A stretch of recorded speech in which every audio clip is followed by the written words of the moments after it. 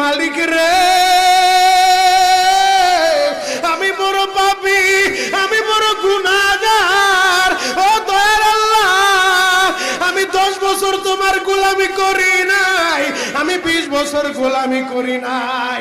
আল্লাহ আজকে মনিরুল ইসলাম শরীয়তপুরী আমার ভাই শোনা গেছে তোমারে বন্ধু বানাইলে ওই জান্নাত পাওয়া যাবে।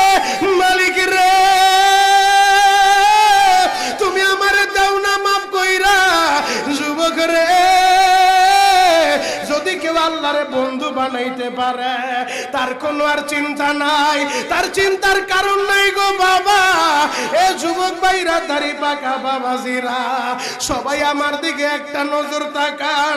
এই যে দেখেন আমি হাতের ভিতরে আহারে টিস্যু দিয়া কাফনের মতো একটা দৃশ্য বানায় ফেললাম।